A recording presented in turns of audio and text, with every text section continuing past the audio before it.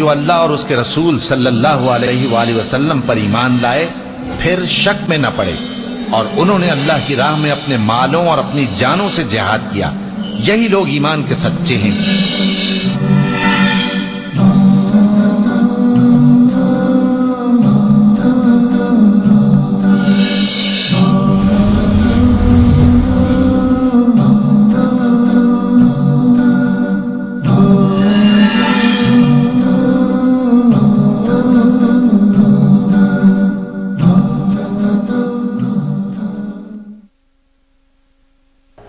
ناظرین کرام، السلام علیکم ورحمۃ اللہ وبرکاتہ۔ آئیے آج ہم جائزہ لیں کہ ہم کلمہ پڑھنے اور مسلمانوں کی فہرست میں اپنا نام لکھانے کے باوجود کیا واقعی مسلمان ہیں؟ ہمارے ایمان کی کیفیت کیا ہے؟ ہمارا عمل کتنا صالح ہے؟ ہمارا عقیدہ کتنا مضبوط ہے؟ ہمارا رویہ، ہمارا اخلاق قرآن کے کتنا تابع ہے؟ یہ محاسبہ، اپنا یہ جائزہ اور اپنا یہ احتساب ہر زندہ قوم اور اس قوم کا ہر فرد ہر دور میں کرتا رہا ہے۔ صورت شمشیر ہے، دست قضا میں وہ قوم کرتی ہے جو ہر زماں اپنے عمل کا حساب۔ حضرت عمر فاروق رضی اللہ عنہ مسلمانوں کے دوسرے خلیفہ فرمایا کرتے تھے، حاسبو قبل ان تحاسبو، اے لوگو تم اپنا حساب لے لو قبل اس کے کہ قیامت کے دن تمہارا حساب لیا جائے۔ اللہ پاک نے قرآن پاک سورہ حشر آیت نمبر 18 میں مسلمانوں کو خطاب کیا، یا ایھا الذین آمنوا اتقوا اللہ وَلْتَنْظُرْ نَفْسٌ مَّا قَدَّمَتْ لِغَدٍ وَاتَّقُوا اللَّهَ إِنَّ اللَّهَ خَبِيرٌ بِمَا تَعْمَلُونَ۔ اے لوگو جو ایمان لائے ہو، اللہ سے ڈرو، اور ہر آدمی کو جائزہ لینا چاہیے کہ اس نے کل قیامت کے لیے کیا بھیجا ہے۔ اللہ سے ڈرو، اللہ تمہارے تمام کاموں کو دیکھتا ہے۔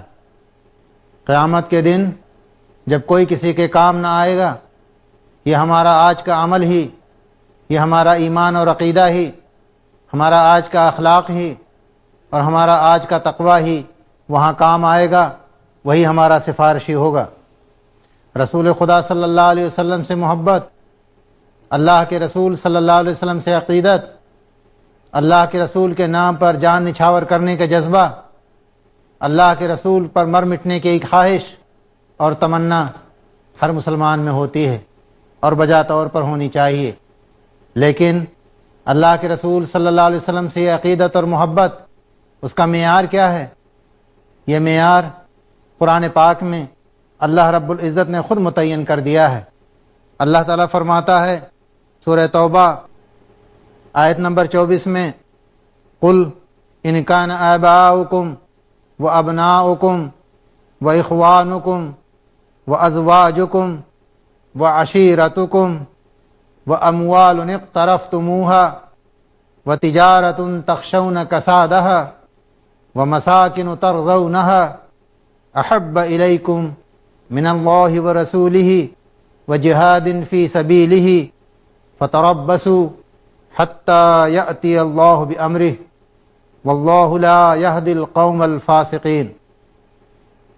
اے نبی پاک صلی اللہ علیہ وسلم، آپ کہہ دیجئے کہ اگر تمہارے باپ، تمہارے لڑکے، تمہارے بھائی، تمہاری بیویاں، تمہارے کنبے اور قبیلے، تمہارے کمائے ہوئے مال اور وہ تجارت جس میں کمی سے تم ڈرتے ہو، وہ حویلیاں جنہیں تم پسند کرتے ہو، اگر یہ سب تمہیں اللہ سے اور اس کے رسول سے اور اس کی راہ میں جہاد کرنے سے زیادہ عزیز ہیں، تو تم انتظار کرو کہ اللہ تعالیٰ اپنا عذاب لے آئے۔ اللہ تعالیٰ فاسقوں کو ہدایت نہیں دیتا۔ ناظرین محترم، باپ بیٹے، بھائی بہن، بیوی بچے، کنبہ اور قبیلہ کسے پسند نہیں ہوتا؟ ان کے حقوق ہمارے اوپر ہوتے ہیں، ہم ان حقوق کو ادا کرتے ہیں، بیوی بچوں کی ہم فکر کرتے ہیں، اور یہ عین سنت ہے۔ اللہ کے رسول نے فرمایا کہ بیوی کے منہ میں حلال لقمہ ڈالنا یہ بھی صدقہ ہے۔ بچوں کی خاطر جد و جہد کرنا، ان کی تعلیم کا انتظام کرنا ثواب کا کام ہے۔ بھائی بھتیجوں کے حقوق کو ادا کرنا، ان کی دیکھ ریکھ کرنا یہ ہمارے اوپر لازم ہے۔ کنبے اور قبیلے میں ناداروں اور محتاجوں کی مدد کرنا، ان کے کام آنا، ان کے دکھ سکھ میں شریک ہونا لازمی فریضہ ہے۔ مال کون نہیں کماتا ہے؟ مال کمانے کی تو اللہ کے رسول نے ترغیب دی ہے۔ اللہ نے قرآن پاک میں اعلان کیا، مسلمانوں کو حکم دیا، فَإِذَا قُضِيَتِ الصَّلَاةُ فَانتَشِرُوا فِي الْأَرْضِ وَابْتَغُوا مِنْ فَضْلِ اللَّهِ۔ جب نماز ختم ہو جائے تو اے مسلمانوں تم اللہ کی زمین میں نکل جاؤ، پھیل جاؤ اور اس کا پاکیزہ رزق تلاش کرو۔ اللہ کے رسول صلی اللہ علیہ وسلم نے فرمایا مال کمانا، تجارت کرنا۔ اللہ کے رسول صلی اللہ علیہ وسلم نے تجارت کی بڑی تاکید کی ہے۔ اللہ کے رسول صلی اللہ علیہ وسلم نے فرمایا کہ جس کو 3 چیزیں مل گئیں اس دنیا میں اس کو بڑی نعمت مل گئی۔ آپ نے فرمایا صالح بیوی، نیک بیوی، کشادہ مکان، تیز رفتار سواری۔ یہ 3 نعمتیں جس کو اس دنیا میں مل گئیں اسے اللہ کی بڑی نعمت مل گئی۔ یہ سب اپنی جگہ پر مرغوب، انتہائی محبوب۔ ماں باپ کی خدمت واجب، بیٹوں بھتیجوں کے حقوق کی ادائیگی فرض، بیویوں سے محبت اور ان کے آرام اور آرائش کی خاطر جد و جہد کرنا لازم، تجارت بہت خوب، مال کمانا واجب، مکان بنانا پسندیدہ۔ لیکن اللہ رب العزت فرماتا ہے کہ اگر یہ ساری چیزیں تمہیں اللہ سے اور اس کے رسول سے اور اس کی راہ میں جہاد کرنے سے زیادہ عزیز ہیں، تمہیں زیادہ پسندیدہ ہیں، تمہیں زیادہ محبوب ہیں، تو تم انتظار کرو کہ اللہ اپنا عذاب نازل کر دے۔ ان اللہ لا یہدی القوم الفاسقین، اللہ ایسے فاسق لوگوں کو ہدایت نہیں دیا کرتا۔ اللہ فرماتا ہے کہ یہ سب جائز، یہ سب واجب چیزیں سیکنڈری نوعیت کی ہیں، دوسرے درجے میں یہ مطلوب ہیں۔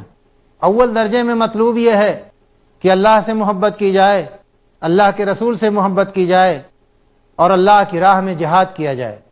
یہ چیزیں اگر محبت الہی کی راہ میں، عقیدت رسول کی راہ میں، جہاد کی راہ میں رکاوٹ بن رہی ہوں تو یہ چیزیں پسندیدہ نہیں، مبغوض ہیں۔ اور جو لوگ ان چیزوں کو اللہ سے محبت، رسول سے محبت اور جہاد پر ترجیح دیتے ہیں، اللہ فرماتا ہے کہ وہ فاسق لوگ ہیں، وہ گنہگار لوگ ہیں، اور اللہ رب العزت انہیں ہدایت نہیں دیا کرتا۔ یہ ہے رسول خدا سے ہماری عقیدت اور محبت کا معیار، یہ ہے وہ کسوٹی، یہ ہے وہ ٹچ سٹون جو اللہ رب العزت نے قرآن پاک میں رسول سے محبت کا ہم کو فراہم کیا ہے۔ صحابہ کرام رضوان اللہ علیہم اجمعین اللہ کے رسول سے کس درجہ محبت کرتے تھے؟ آئیے ہم دیکھیں کہ ان کے دلوں میں اللہ کے رسول سے عقیدت اور محبت کس درجے کی تھی، اور کس جذبہ صادق کے ساتھ وہ اللہ کے رسول پر اپنا سب کچھ نچھاور کرنے کے لیے تیار رہتے تھے۔ غزوہ احد کا موقع ہے، اللہ کے رسول صلی اللہ علیہ وسلم بنفس نفیس کافروں سے جنگ کرنے کے لیے احد کے میدان میں موجود ہیں۔ صحابہ اکرام کی ایک بڑی تعداد اللہ کے رسول کا ساتھ دے رہی ہے، لیکن اللہ کے رسول کے حکم کی خلاف ورزی کرنے کی وجہ سے وہ جنگ جو تقریباً جیتی ہوئی تھی ہار میں تبدیل ہو جاتی ہے۔ اللہ کے رسول نے جنگ شروع ہوتے ہی 40 صحابہ کا ایک دستہ ایک وادی میں، بالکل 2 وادیوں کے درمیان راستے پہ، پیسج پہ متعین فرمایا تھا، اور یہ سخت تاکید کی تھی کہ خواہ تم دیکھو کہ ہم شکست کھا رہے ہیں، ہماری بوٹیاں بوٹیاں نوچی جا رہی ہیں، اس درے کو نہ چھوڑنا۔ جب مسلمانوں کو فتح نصیب ہوئی، غنیمت، مال غنیمت سمیٹنے لگے، تو ان صحابہ نے تھوڑ دلی دکھائی، انہیں اجتہاد میں ان سے غلطی ہوئی، انہوں نے سوچا کہ اب تو فتح مل چکی ہے۔ اس لشکر کے درے پر جو امیر مقرر تھے انہوں نے سمجھایا صحابی رسول نے کہ نہ جاؤ، لیکن وہ سارے کے سارے مال غنیمت سمیٹنے میں لگ گئے۔ خالد بن ولید اس وقت مسلمان نہیں لائے تھے، ایک جنگی کمانڈر تھے مشرکین کی طرف سے، انتہائی تجربہ کار، موقع کی نزاکت کو دیکھ کر ایک لشکر لے کر دوسری طرف سے پلٹ کے حملہ کر دیا۔ جو لوگ چند صحابہ جو اس درے پر موجود رہ گئے تھے انہیں قتل کر دیا، اور وہ جیتی ہوئی جنگ آنن فانن ہار میں تبدیل ہو گئی۔ صورتحال اتنی نازک ہو گئی کہ میدان جنگ میں یہ افواہ اڑ گئی کہ نعوذ باللہ اللہ کے رسول شہید ہو گئے۔ یہ خبر وہاں سے جب اڑی تو مدینے تک پہنچی، پورے مدینے میں کوہرام مچ گیا۔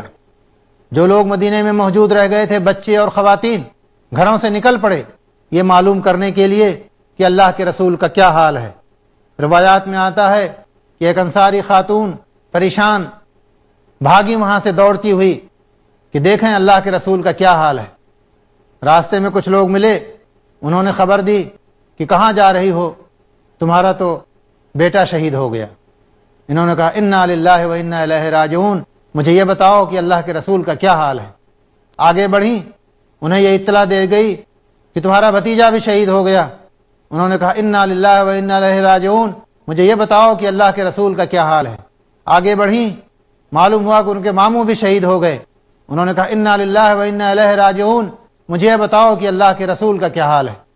جب کسی صحابی نے ان کو بتایا کہ اللہ کے رسول صحیح سلامت ہیں، میدان جنگ میں پہنچی، اللہ کے رسول کو اپنی آنکھوں سے دیکھا تو فرمایا کل مصیبت بعدک جلل یا رسول اللہ، اے اللہ کے رسول، باپ شہید ہو جائے، بیٹا شہید ہو جائے، ماموں شہید ہو جائے، بھتیجے شہید ہو جائیں، یہ سب گوارا ہے، آپ کے اوپر کوئی آنچ نہیں آنی چاہیے، ہر مصیبت آپ کے بعد بہت معمولی ہے۔ یہ ہے وہ عقیدت رسول کا معیار جو صحابہ کرام رضوان اللہ تعالی علیہ مجمعین نے قائم کیا تھا۔ آئیے ذرا اپنے گریبان میں منہ جھانک کے دیکھیں کہ کیا ہم اللہ کے رسول صلی اللہ علیہ وسلم سے عقیدت اور محبت کا یہ جذبہ اپنے اندر رکھتے ہیں۔ آئیے ہم یہ دیکھیں کہ صحابہ کرام رضوان اللہ علیہ مجمعین کا جذبہ انفاق کتنا اعلیٰ درجے کا تھا۔ قرآن کریم نے مسلمانوں کو خطاب کرتے ہوئے سورہ الحدید آیت 18 میں فرمایا ان المصدقین والمصدقات واقرضوا اللہ قرضا حسنا یضاعف لهم ولهم اجر کریم، بے شک صدقہ کرنے والے مرد اور صدقہ کرنے والی عورتیں ان لوگوں نے جنہوں نے اللہ کو قرض حسن دیا، ان کا بدلہ کئی گنا کر دیا جائے گا اور ان کے لیے بہترین اجر ہے۔ قرآن ہم کو یہ بشارت سناتا ہے کہ اللہ کی راہ میں اگر ہم خرچ کریں جذبہ صادق کے ساتھ، خلوص اور للہیت کے ساتھ، بے غرض ہو کر، تو 10 گنا سے بڑھا کر 700 گنا تک ہماری اس رقم کو اللہ رب العزت کر دیتا ہے جو ہم اللہ کی راہ میں خرچ کرتے ہیں۔ تبوک کا موقع ہے، فتح مکہ کے بعد اللہ کے رسول صلی اللہ علیہ وسلم کو یہ خبر ملتی ہے کہ رومیوں کی طرف سے سرحد پر فوجیں جمع ہو رہی ہیں، انتہائی سخت حالات ہیں۔ اللہ کے رسول اعلان کرتے ہیں، عام چندے کی اپیل کرتے ہیں کہ جس کے پاس جتنی وسعت اور استطاعت ہے وہ اللہ کی راہ میں خرچ کرے اور لا کے مسجد نبوی میں جمع کرے۔ ناظرین کرام، صحابہ کرام کے درمیان اللہ کی راہ میں خرچ کرنے میں ایک دوسرے کے درمیان کس قدر مسابقت رہتی تھی، ایک دوسرے سے آگے بڑھنے کا جذبہ کتنا شدید رہتا تھا۔ ایک انصاری مزدور، اسے بھی اللہ کی راہ میں خرچ کرنا تھا، اللہ کے رسول نے چندے کی اپیل کی تھی، اسے بھی جنگ میں مدد دینے کے لیے اللہ کی خدمت میں کچھ نہ کچھ پیش کرنا تھا۔ رات بھر اس نے جا کے مزدوری کی، کھیتوں میں پانی چلایا، اور صبح تک مزدوری کرنے کے بعد اس کو چند سیر کھجوریں اجرت اور مزدوری کے طور پر ملیں۔ وہ ایک کپڑے میں باندھ کے بھاگتا ہوا مسجد نبوی میں پہنچا، اللہ کے رسول کی خدمت میں اس نے پیش کیا، اے اللہ کے رسول، میرے پاس بس یہی کچھ تھا، وہ آپ کی خدمت میں نذرانہ لے کے آیا ہوں۔ اللہ کے رسول صلی اللہ علیہ وسلم کو اس کی یہ ادا اتنی پسند آئی کہ آپ نے وہ چند سیر کھجوریں لے کر زر و جواہر کے اس ڈھیر پہ پھیلا دیا اور فرمایا کہ کیا اللہ کی ذات سے توقع ہے کہ ان چند سیر کھجوروں کے عوض زر و جواہر کے ان انبار کو اللہ قبول کر لے گا۔ جذبہ تھا، جذبہ صادق، اللہ کی راہ میں خرچ کرنے کی اس کی نیت تھی، اس کی چند سیر کھجوریں اس انصاری مزدور کی، رات بھر کام کرنے والے، کھیتوں میں کام کرنے والے مزدور کی چند سیر کھجوریں زر و جواہر کے اس انبار پر بھاری پڑ گئیں۔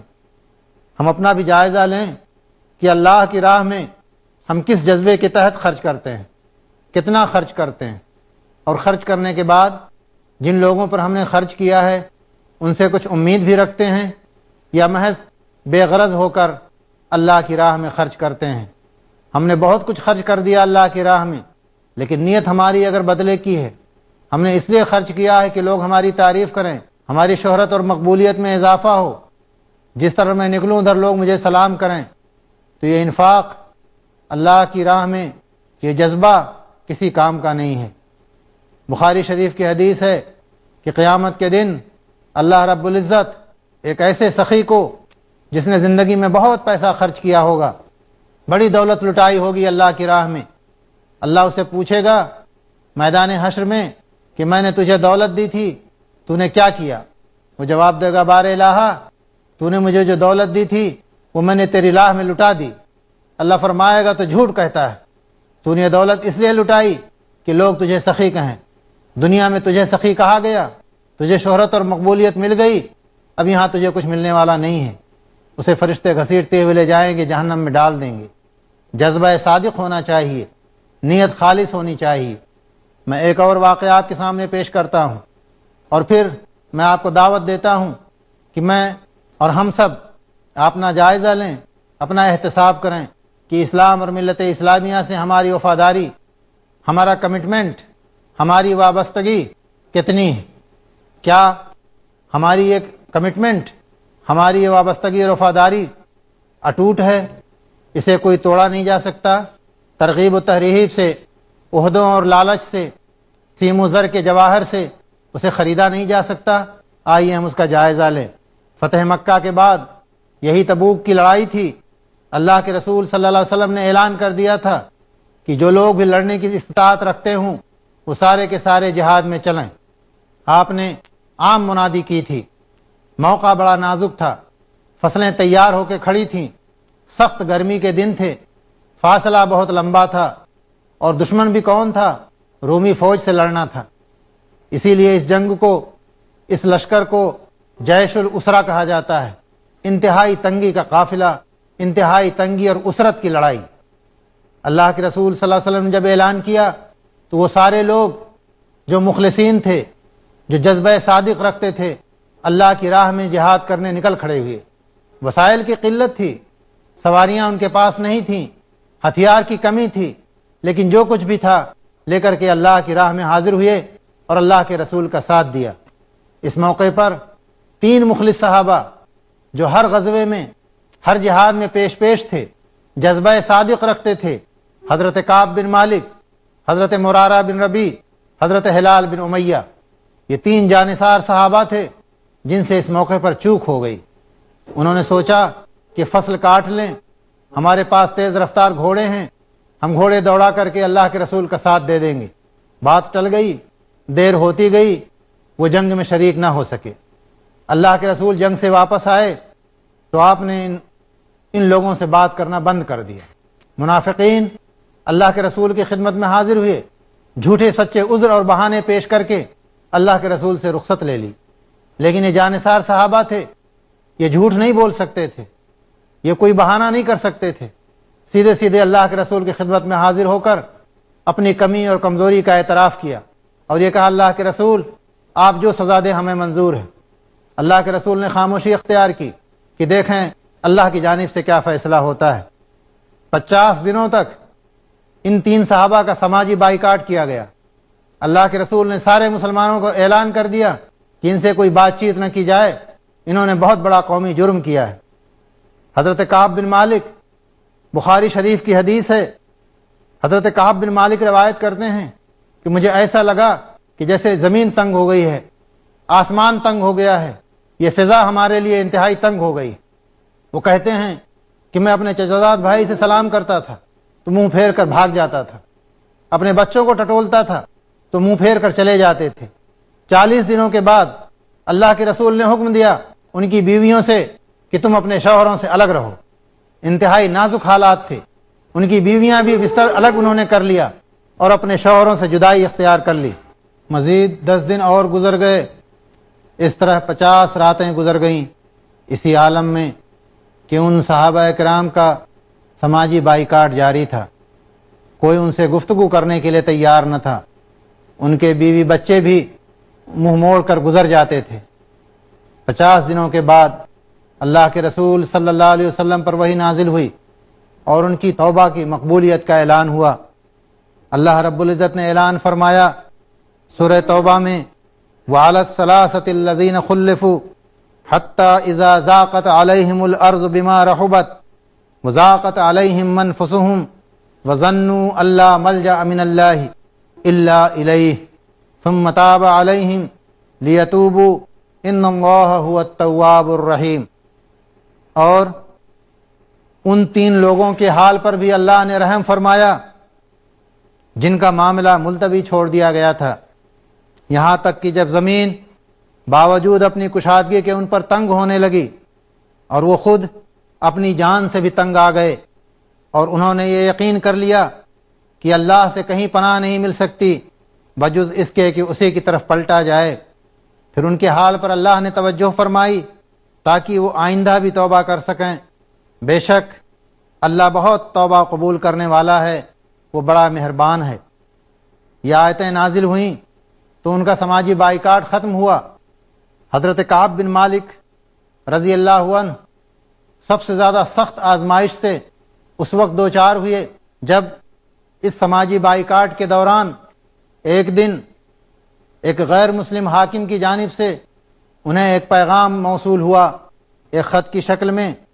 اس نے حضرت کعب بن مالک کو خطاب کر کے کہا کہ سنا ہے تمہارا آقا تم سے ناراض ہو گیا ہے، تمہارے لیے زمین تمہارے اوپر تنگ ہو گئی ہے، مدینہ کی آبادی نے تم سے منہ موڑ لیا ہے، تم میرے پاس آ جاؤ، میں تمہیں پورے جاہ و جلال اور عزت و اکرام کے ساتھ یہاں رکھوں گا۔ حضرت کعب بن مالک نے فوراً انا للہ و انا الیہ راجعون پڑھا اور اس خط کو آگ میں جھونک دیا۔ یہ تھی اللہ کے رسول صلی اللہ علیہ وسلم اور ملت اسلامیہ سے وفاداری۔ ہم جائزہ لیں کہ آج ہماری وفاداری کا عالم کیا ہے، ہمارا کمٹمنٹ کیسا ہے، ہماری عقیدتوں کا کیا حال ہے، ملت اسلامیہ اور اسلام سے ہماری محبت، ہماری اطاعت، ہماری فرما برداری، ہماری وابستگی کس درجے کی ہے۔ محترم ناظرین، ہم اپنا جائزہ لیں تاکہ ہم اپنی زندگی کو سنوار سکیں۔ وآخر دعوانا ان الحمد للہ رب العالمین۔